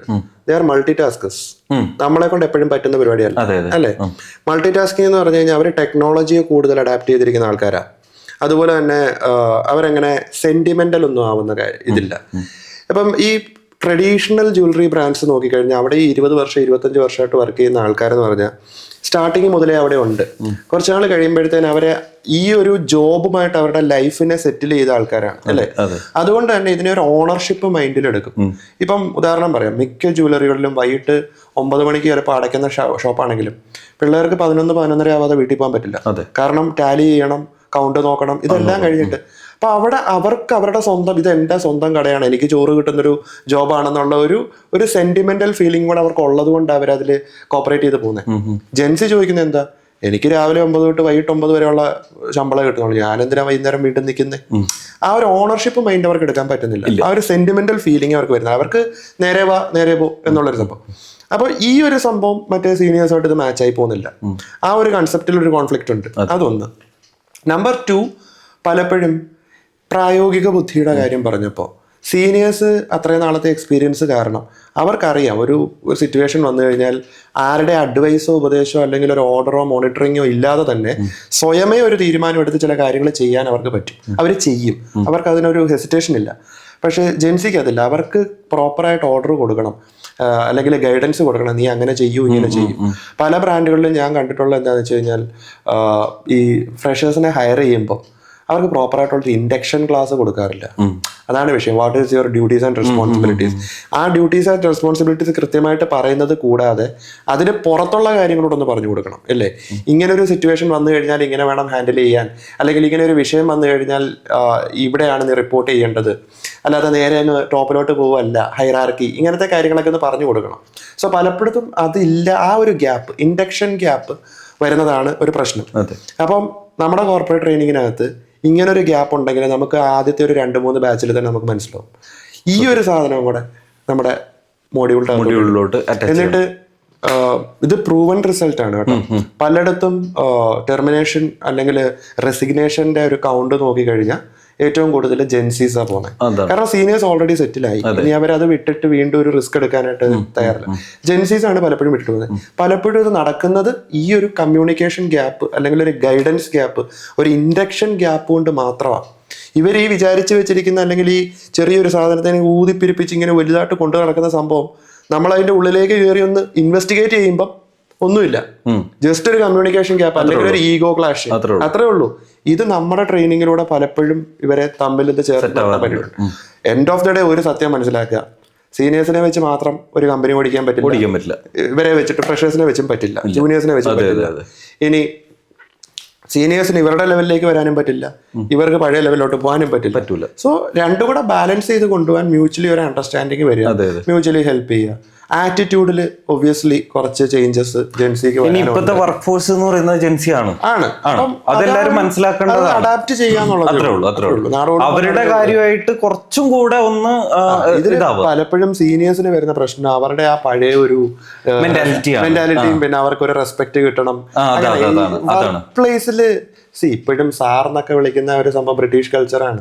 ഈവൻ എന്റെ കാര്യം തന്നെ പറയാം, ഞാൻ ക്ലാസ് തുടങ്ങുന്ന സമയത്ത് സാർ വിളിച്ച് തുടങ്ങുമ്പോൾ തന്നെ ഞാൻ പറയുന്ന ഒരു സംഭവം, എന്നെ സാറെന്നൊന്നും വിളിക്കണ്ട, ബ്രോ അല്ലെങ്കിൽ ചേട്ടാ, അങ്ങനെ ആ ഒരു ലെവലിലേക്ക്. കാരണം പലരും പറയാൻ അങ്ങനല്ല, ടീച്ചേഴ്സിന്റെ ഒരു ബഹുമാനം. ബഹുമാനം എന്ന് പറയുന്ന ഉള്ളിൽ വേണ്ടി അല്ലേ. ഇപ്പൊ എന്റെ 3 ദിവസത്തെ അല്ലെ 2 ദിവസത്തെ ക്ലാസ് കഴിഞ്ഞിട്ട് പിള്ളേര് പോകുമ്പോഴത്തേന് ചേട്ടായി എന്നാ വിട്ടേക്കുവാണേ, അല്ലെങ്കിൽ ബ്രോ എന്നാ കാണാം, അത് പറയുമ്പോഴാണ് നമുക്ക് സന്തോഷം. അതൊന്ന് കണക്ട് ആവും. സ്റ്റാർട്ടിങ്ങിൽ അവര് സാറേന്ന് വിളിച്ചാലും എൻഡിങ്ങിൽ അവര് ചേട്ടാന്ന് വിളിക്കും. അതാണ് ആ ഒരു കണക്ഷൻ ഉണ്ടാക്കിയെടുക്കാൻ പല ട്രെയിനേഴ്സിനെ കൊണ്ടും പറ്റില്ല. അവിടെയാണ് നമുക്കൊരു വിജയം. സോ റാപ്പിഡ് ഫയർ നമ്മൾ പിന്നെ ഞാൻ വേറൊരു കാര്യം ശ്രദ്ധിച്ചു, ജെൻസിനെ അടിയുറച്ച കുറ്റം പറയുന്ന ഒരു കാര്യമല്ല, ജെൻസി പെട്ടെന്ന് പൈസ ഉണ്ടാക്കണം എന്ന് ഒരു മെന്റാലിറ്റി ഉള്ള ആൾക്കാരാണ്. അത് തെറ്റാണ് എന്ന് ഞാൻ പറയുന്നില്ല, പക്ഷെ എന്നാലും അതല്ല അതിന്റെ ഒരു വഴി. അതായത് പ്രശ്നം എന്താണെന്നറിയോ, പെട്ടെന്ന് വഴി ഉണ്ടാക്കാൻ പറ്റിയ ചില സംഭവങ്ങളൊക്കെ ഉണ്ട്, ഓൺലൈൻ അല്ലെങ്കിൽ ടെക്നിക്കൽ അല്ലെങ്കിൽ ട്രേഡ് ഒക്കെ സംബന്ധിച്ച് ഉണ്ട്, അതില്ലാന്ന് ഞാൻ പറയുന്നത്. പക്ഷെ ഇവര് ഈ എക്സ്പീരിയൻസ്ഡ് ആയിട്ടുള്ള ആൾക്കാർ 10-20 വർഷം കഷ്ടപ്പെട്ട് ഒരു സോളിഡ് ബേസ് ഉണ്ടാക്കി എടുത്തിട്ട് അതിൽ നിന്ന് റവന്യൂ ജനറേറ്റ് ചെയ്യുന്ന കാണുമ്പോൾ ആ സാധനം ഇവർക്ക് പെട്ടെന്ന് വേണം, അവിടെയാണ് അപ്പോ അവർക്ക് എക്സ്പീരിയൻസ് ഗെയിൻ ചെയ്യാനുള്ള പേഷ്യൻസ് ഇല്ല. പക്ഷെ ആ എക്സ്പീരിയൻസ്ഡ് ആയിട്ടുള്ള ഒരാൾ ഉണ്ടാക്കുന്ന ജനറേറ്റ് ചെയ്യുന്ന സെയിം ഇൻകം അവർക്ക് ജനറേറ്റ് ചെയ്യണം എന്നുള്ളത്. ഇപ്പോ ഞാനിപ്പോ ലാസ്റ്റ് ആയിട്ട് ക്ലാസ് എടുത്ത ചില ബ്രാൻഡുകളിൽ നിന്ന് പുതുതായിട്ട് വന്ന പിള്ളേർ, നമ്മളായിട്ട് കോണ്ടാക്ട് ഉള്ള പിള്ളേർ, അപ്പോൾ ഇറങ്ങി എന്ന് പറഞ്ഞു. ഞാൻ ചോദിച്ചു എന്താ കാരണം, ഒന്ന് ടൈമിങ് ശരിയാവുന്നില്ല, പിന്നെ വേറെ ഒന്നെന്ന് പറഞ്ഞാൽ നമ്മുടെ ആ ഒരു ഇൻകം സാലറി അത്ര മതിയാവുന്നില്ല. ഞാൻ പറഞ്ഞു എടാ ഒരു 2 വർഷം നീ ഇൻവെസ്റ്റ് ചെയ്യും, 2 വർഷം ഇൻവെസ്റ്റ്. ഞാൻ കഴിഞ്ഞ പ്രാവശ്യം ക്ലാസ് എടുക്കാൻ പോയപ്പോഴും ഞാൻ പറഞ്ഞൊരു കാര്യം എന്ന് പറഞ്ഞാൽ, ഞാൻ 12 വർഷമായിട്ട് ഞാൻ ജോലി ചെയ്ത് MBA വരെ പഠിച്ച് അതിന്റെ ഇടയിൽ ഞാൻ വർക്ക് ചെയ്തിട്ടാണ് ഞാൻ ഇന്ന് ഈ സ്ഥലത്ത് നിൽക്കുന്നത്. അല്ലാണ്ട് ഞാൻ പഠിച്ചിറങ്ങി നേരെ വന്നിട്ട് ഇവിടെ നിൽക്കുന്നതല്ല. നിങ്ങൾ അതൊന്ന് മനസ്സിലാക്കണം. അപ്പൊ ഇത്രയും വർഷത്തെ എഫേർട്ടും നോളജും കാരണമാണ് ഞാൻ ഇവിടെ എത്തുന്നത്. നിങ്ങൾക്ക് എവിടെയെങ്കിലും ഒരു പൊസിഷനിൽ എത്തണമെങ്കിൽ നിങ്ങളിൽ ഇൻവെസ്റ്റ് ചെയ്യും, സ്കില്ലിൽ ഇൻവെസ്റ്റ് ചെയ്യും, അല്ലെങ്കിൽ നോളജിൽ ഇൻവെസ്റ്റ് ചെയ്യും. അല്ലാണ്ട് നമുക്ക് ഇന്ന് ജോയിൻ ചെയ്തു നാളെ എനിക്ക് 1 ലക്ഷം രൂപ സാലറി കിട്ടണം എന്ന് ചോദിച്ചാൽ എവിടെയും കിട്ടൂല. നമുക്ക് തന്നെ ചിലപ്പോൾ ഇന്ന് 1 ലക്ഷം രൂപ സാലറി എന്ന് പറഞ്ഞാൽ കുറച്ച് ബുദ്ധിമുട്ടാണ്. അല്ലെങ്കിൽ പോട്ടെ 2 ലക്ഷം രൂപ സാലറി നമുക്ക് മന്ത്ലി കിട്ടണം എന്ന് പറഞ്ഞാൽ നമുക്ക് ബുദ്ധിമുട്ടായിരിക്കും അല്ലേ. അതൊക്കെ ഒരു വേറൊരു ലെവലില് ചിന്തിക്കുന്നത് കൊണ്ടാണ്. പക്ഷെ നമ്മള് മാക്സിമം സ്കില്ല് അല്ലെങ്കിൽ നോളജ് ഗെയിൻ ചെയ്യുക, എന്നിട്ട് അതിനു വേണ്ടി ചോദിക്കുക. അപ്പൊ ഓക്കെയാണ് അല്ലേ. ഇത് ഞാൻ കണ്ട ഒരു പ്രശ്നമാണ്. ഞാൻ ജെൻസികളെ അടച്ച് കുറ്റം പറയുന്ന ഒരു കാര്യമല്ല, പക്ഷെ ഒരു ബേസിക് ആയിട്ടുള്ള കാര്യമാണ്. ഇത് മാക്സിമം മനസ്സിലാക്കിയിട്ട് ചെയ്യാൻ പറ്റും. ജെൻസിയിലും നല്ല കഴിവുള്ള കുട്ടികളുണ്ട്, മീൻസ് സീരിയസ് ആയിട്ട് എടുക്കുന്നവരുണ്ട്. ഇപ്പം എന്റെ ടീമിൽ തന്നെ ഒരു ക്രിയേറ്റീവ് ഹെഡ് ഒരാളുണ്ട്. ആളാണ് ആളുടെ ഫാമിലിയെ ടേക്ക് കെയർ ചെയ്യുന്നത്. ഈവൻ ആളുടെ എൽഡർ ബ്രദറിന് സ്റ്റഡീസിനുള്ള ഫീസ് ഇവനാണ് കൊടുക്കുന്നത്. പിന്നെ ആള് വർക്ക് ചെയ്യുന്ന ലാപ്ടോപ്പ് ആയിക്കോട്ടെ, അത്യാവശ്യം പ്രീമിയം ലാപ്ടോപ്പ്, ഗാഡ്ജറ്റ്സ്, കാര്യങ്ങളൊക്കെ അവൻ സ്വയമേ ജോലി ചെയ്ത് അതിൽ നിന്ന് പൈസ ഉണ്ടാക്കിയിട്ട് അവൻ സ്വയമേ ഇൻവെസ്റ്റ് ചെയ്ത് മേടിക്കുന്നത്. അല്ലാതെ അപ്പം വാങ്ങിത്തരും അല്ലെങ്കിൽ ലോൺ എടുത്ത് വാങ്ങാം എന്നൊന്നും വിചാരിക്കുന്ന ആളല്ല. സോ അങ്ങനെയുള്ള ആൾക്കാരെ സപ്പോർട്ട് ചെയ്യാൻ നമുക്കും അങ്ങനത്തെ മെന്റാലിറ്റി ഈ ജെൻസിയിൽ ഇപ്പോഴും ഉണ്ട്. അപ്പൊ അങ്ങനെയുള്ളവരെ നമ്മൾ ഹയർ ചെയ്യുമ്പോഴും നമുക്കും അവരെ സപ്പോർട്ട് ചെയ്യാനുള്ള ഒരു മൈൻഡ് വരും, ഇല്ലേ? ഇപ്പൊ ഇടയ്ക്കൊക്കെ ശകലം ഒന്ന് ഫ്ലോപ്പ് ആയാലും നമ്മൾ അതൊരു വലിയ സീരിയസ് ഇഷ്യൂ ആയിട്ട് എടുക്കില്ല. കാരണം നമുക്ക് അവന്റെ പൊട്ടൻഷ്യലിലും ഒരു കേപ്പബിലിറ്റിയിലും വരുന്നുണ്ട്. കറക്റ്റ് ആയിട്ടൊന്ന് ഗൈഡ് ചെയ്ത് കൊടുത്തു കഴിഞ്ഞാൽ ശരിയാവും. അപ്പം ഇത് ഞാൻ പറഞ്ഞല്ലോ, കുറെയൊക്കെ IT-യുടെ ഇൻഫ്ലുവൻസ് ഉണ്ട്. ഇപ്പം യൂട്യൂബിലൊക്കെ നോക്കിക്കഴിഞ്ഞാൽ കുറച്ച് യൂട്യൂബ് ഇൻഫ്ലുവൻസേഴ്സ് എന്ന് പറഞ്ഞിട്ട് കുറെ ആൾക്കാർ എന്ത് കണ്ടന്റ് ഇടുന്നതെന്ന് പലപ്പോഴും ഞാനിങ്ങനെ കണ്ടന്റ് ഇല്ല, അത് മില്യൺസ് ഓഫ് ഫോളോവേഴ്സ് 6 മാസം കൊണ്ടൊക്കെ കയറി വൈറലായി 10 മില്യൺ 20 മില്യൺ ഒക്കെ വരുന്നുണ്ട്, ഇല്ലേ? അത് ഷോർട്ട് ഇതാ. പക്ഷെ end of the day what they are doing എന്ന് ചോദിച്ചു കഴിഞ്ഞാൽ കാശ് ഉണ്ടാക്കുന്നുണ്ട് ഇല്ലെന്ന് പറയുന്നുണ്ട്. പക്ഷെ end of the day what is the purpose of their life? ഞാനത് പിന്നെ ഈ അടുത്ത് എൻ്റെ വൈഫ് എങ്ങനെ ചോദിച്ചു, എത്ര വ്യൂസ് ഒക്കെ കിട്ടുന്നുണ്ട്? ഞാൻ പറഞ്ഞു കുറവ്, നമ്മുടെ ഇത് വെച്ചിട്ട് കുറവാണ്. സാധാരണ വ്യൂസ് ഒക്കെ നമ്മൾ കാണുന്നതിലൊക്കെ മറ്റേ എന്റെ വ്യൂസിനെക്കാളും കൂടുതലായിരിക്കും ആ വീഡിയോന്റെ ചിലപ്പോ കമന്റോ അല്ലെങ്കിൽ ഷെയറോ. അപ്പോ ഞാൻ പറയും വളരെ കുറവ്. അതെന്താ അങ്ങനെ? ഞാൻ പറഞ്ഞു ആർക്കും ഇൻഫോർമേഷൻ അല്ലെങ്കിൽ നോളജ് വേണ്ട, എല്ലാവർക്കും എന്റർടൈൻമെന്റ് എന്ന് പറഞ്ഞാൽ അതൊരു എന്റർടൈൻമെന്റ് ആണെന്ന് എനിക്ക് തോന്നിയിട്ടില്ല. ഞാനത് തുറന്നു പറയാണ്. വെറുതെ കിടന്ന ക്യാമറയുടെ മുമ്പിൽ വല്ല ഡാൻസും കളിക്കുകയോ അല്ലെങ്കിൽ എന്തെങ്കിലും കുട്ടിക്കരളം അറിയോ ചെയ്യുന്നതിനാണ് മില്യൺസ് ഓഫ് വ്യൂസ്. അതെ. പക്ഷെ അതേ സമയത്ത് നമ്മൾ എന്തെങ്കിലും ഒരു നോളജ് കൊടുക്കാൻ വേണ്ടി ചെയ്യുന്ന സാധനങ്ങൾക്ക് 100-200 വ്യൂസ്. ഇപ്പം ലേറ്റസ്റ്റ് ആയിട്ടും ശ്രദ്ധിച്ചാൽ തന്നെ കാണാൻ പറ്റും. പൊതുവെ ഇപ്പൊ ഒരു നെഗറ്റീവിനാണ്, നെഗറ്റീവ് കണ്ടന്റുകൾക്കാണ് ഇപ്പൊ ശരിക്കും പറഞ്ഞ മാർക്കറ്റ്, ഇല്ലേ? ഇത് നമ്മൾ പറയുമ്പോൾ ജെൻസിക്കാര് പറയും ഇങ്ങനെ തന്ത വൈബ് ആണ് അല്ലെങ്കിൽ അങ്കിൾ വൈബ് എന്ന് പറയും. വൈബിന്റെ കാര്യം പറയാം, അത് റിയാലിറ്റി ഈസ് റിയാലിറ്റി. നെഗറ്റീവ് ആണെങ്കിൽ നെഗറ്റീവ് ആണെന്ന് തന്നെ പറയും. അതിനിപ്പോ നമ്മളെ തന്ത വൈബ് ആക്കിയിട്ടൊരു കാര്യമില്ല. Okay, so back to rapid fire. ഇനി എന്തെങ്കിലും ഉണ്ടോ? റാപ്പിഡ് ഫയർ കഴിഞ്ഞാൽ പിന്നെ അവസാനത്തെ ഒരു ചോദ്യം, അവസാനത്തെ ചോദ്യമല്ല, നമ്മുടെ ചോദ്യത്തിന്റെ കണ്ടിന്യൂഷനാ. Where do you see yourself in 5 years? എന്റെ ചോദ്യം, അടുത്ത 5 വർഷത്തില് സൗത്ത് ഇന്ത്യയിലെ 5 സ്റ്റേറ്റുകളില് 5 ഫിസിക്കൽ ഇൻസ്റ്റിറ്റ്യൂട്ടുകൾ. അതാണ് എന്റെ ഡ്രീം. അത് ഓഫ് കോഴ്സ് നടക്കും. 5 ഇൻസ്റ്റിറ്റ്യൂട്ടുകൾ എന്ന് പറഞ്ഞാൽ അത്ര ചെറിയ കാര്യമല്ല. ഫ്ലാഗ്ഷിപ്പ് ഇൻസ്റ്റിറ്റ്യൂട്ടുകളായിരിക്കും, ഹൈബ്രിഡ് മോഡായിരിക്കും, ബോത്ത് ഓൺലൈൻ ആൻഡ് ഓഫ്ലൈൻ. 5 സ്റ്റേറ്റുകളിലും എന്റെ പ്രസൻസ് ഉണ്ടാവും. ഇൻസ്റ്റിറ്റ്യൂട്ട് മാത്രമാണോ അല്ല ലാബും കൂടെ അതിന്റെ കൂടെ? അതിലകത്ത് ലാബ് നമുക്ക് മെയിൻലി 2 എണ്ണം ഫ്ലാഗ്ഷിപ്പ് 2 ലാബുകൾ വരുന്നുണ്ട്. ഒരെണ്ണം കേരളത്തിലും ഒരെണ്ണം ബാംഗ്ലൂരും. പ്ലാൻ ചെയ്തു. That is manifestation. നടക്കും. അതിനുള്ള വർക്ക് തുടങ്ങി. ഉഷാറായി. ഓക്കെ. അപ്പോ നമ്മുടെ ഈ ഒരു ചാനലിന് വേണ്ടി ഇത്രയും ടൈം സ്പെൻഡ് ചെയ്ത് ജെറിന് കാരണം നമുക്ക് തുറന്ന് സംസാരിക്കാൻ കിട്ടിയൊരു വേദി, അതിന്റെ കൂടെ തന്നെ ഒരേ വൈബ് ഷെയർ ചെയ്യുന്നത്. അതുകൊണ്ട് എനിക്ക് ഇടയ്ക്ക് കുറെ ഇങ്ങനെ കൊളാബറേഷൻ റിക്വസ്റ്റുകളൊക്കെ വന്നിട്ടുണ്ട്. ഞാൻ എല്ലാം റിജക്ട് ചെയ്യുക ചെയ്തത്. അത് ഇഷ്ടമില്ലാഞ്ഞിട്ടല്ല, നമ്മള് സംസാരിക്കുന്ന ഓപ്പോസിറ്റ് ഇരിക്കുന്ന ആൾക്കും അതിനെ പറ്റിയിട്ട് ഒരു ഐഡിയ ഉണ്ടെങ്കിൽ മീനിങ് ഫുൾ ആയിരിക്കും. ജസ്റ്റ് ഒരു ആങ്കർ വന്നിട്ട് വെറുതെ ചോദിക്കുന്നതും ഈ ഫീൽഡിൽ നിൽക്കുന്ന ഒരാൾ വന്ന് ചോദിക്കുന്നതും തമ്മിൽ വ്യത്യാസമുണ്ടല്ലേ. So this one I take it as a meaningful conversation. Even will see ഫ്യൂച്ചറിൽ നമുക്ക് അസോസിയേറ്റ് ചെയ്യാൻ പറ്റുമെങ്കിൽ തീർച്ചയായിട്ടും. ഞാൻ ഫ്രീലാൻസ് ആണ്, താങ്കൾ ഒരു ഇൻസ്റ്റിറ്റ്യൂട്ടിന്റെ ഫൗണ്ടർ ആണ്. ഞാൻ പറഞ്ഞല്ലോ, നമ്മൾ കുറച്ച് പ്രോട്ടോകോൾസ് ഒക്കെ വെച്ചിട്ടുണ്ട്. You are always fitting in to that. വിഷ്ണുവിന് ഓക്കെ ആണെങ്കിൽ you are always welcome, my doors are open. തീർച്ചയായും നമുക്ക് അതിനെ കുറിച്ച് എന്തായാലും തീർച്ചയായും ഡിസ്കസ് ചെയ്യാം. അപ്പോൾ ഈ ഒരു ചാനലിൽ വന്ന് ഇത്രയും സമയം സ്പെൻഡ് ചെയ്തതിനും താങ്കളുടെ ഒരുപാട് സമയം ഞാൻ വേസ്റ്റ് ചെയ്തെന്ന് അറിയാം. ഇന്നത്തെ മിക്കവാറും ഉറക്കം പോയി കാണും. അല്ല, ഇതൊക്കെ കോമൺ ആണ്. 3 മണി 4 മണിയൊക്കെ ആവും. അപ്പോ എന്തായാലും ഇത്രയും സമയം സ്പെൻഡ് ചെയ്തതിന് ഒരുപാട് നന്ദിയുണ്ട്. അപ്പോ വീണ്ടും കാണാം. ഈ ഒരു പുതിയ പോഡ്കാസ്റ്റിന്റെ ഇതൊരു പുതിയ സ്റ്റാർട്ടിങ് ഒരു സംഭവമായിട്ട് വരട്ടെ. തീർച്ചയായിട്ടും നമ്മുടെ ഇനിയും വരുന്ന കാലങ്ങളിലെ പോഡ്കാസ്റ്റ് കഴിഞ്ഞ് നമ്മൾ ഒന്നും കൂടി ഇരിക്കാം. ഓക്കെ. അപ്പോൾ IAJFന്റെ ഫ്യൂച്ചർ എന്താണ്, ആ IAJF എവിടെ വരെ എത്തി, താങ്കളിപ്പോൾ കണ്ട 5 years മാനിഫെസ്റ്റേഷൻ എവിടെ വരെ കംപ്ലീറ്റ് ചെയ്തു എന്നുള്ള കാര്യങ്ങൾ നമുക്ക് ഒന്നും കൂടെ ഡിസ്കസ് ചെയ്യാം. ജെം സ്റ്റോണിനെ പറ്റി കൂടുതൽ സംസാരിക്കാം. അപ്പോൾ IAJFന് എൻ്റെ എല്ലാവിധ അഭിവാദ്യങ്ങളും. അതേപോലെ തന്നെ അടുത്ത ഒരു 5 വർഷം കഴിയുമ്പോഴത്തേന് ഈ ഒരു ഡൊമൈനിലെ ഏറ്റവും ടോപ്പ് യൂട്യൂബ് ചാനലായിട്ട് മാറട്ടെ. അത് ഞാൻ ജസ്റ്റ് ഇൻഫോ എന്ന് പറയുന്നില്ല, ഇൻഫോർടൈൻമെന്റ്. അതിനകത്ത് കുറച്ച് വ്ളോഗ്സ് ഒക്കെ ഇൻക്ലൂഡ് ചെയ്യും, കുറച്ച് വിസിറ്റുകളൊക്കെ ഇൻക്ലൂഡ് ചെയ്യും. കാരണം ഇതൊരു അൺഎക്സ്പ്ലോർഡ് സാധനമാണ്. ഓക്കെ. സോ കൂടുതൽ ആൾക്കാരേക്ക് എത്തിക്കും, പ്രത്യേകിച്ച് നമ്മുടെ സൗത്ത് ഇന്ത്യൻസിലേക്ക് എത്തിക്കും. തമിഴ്, മലയാളം, കന്നഡ, തെലുഗു വീഡിയോസ് ഒക്കെ വരട്ടെ. നമ്മളെ കൊണ്ട് പറ്റുന്ന രീതിയിൽ നമ്മൾ കൊളാബ് ചെയ്യാം. തീർച്ചയായും. So thank you very much. നമ്മുടെ വീഡിയോ ഇവിടെ അവസാനിക്കുകയാണ്. ജെറിന് ഒരുപാട് നന്ദി. അപ്പോൾ അടുത്ത വീഡിയോയിൽ വീണ്ടും കാണാം. നന്ദി, നമസ്കാരം.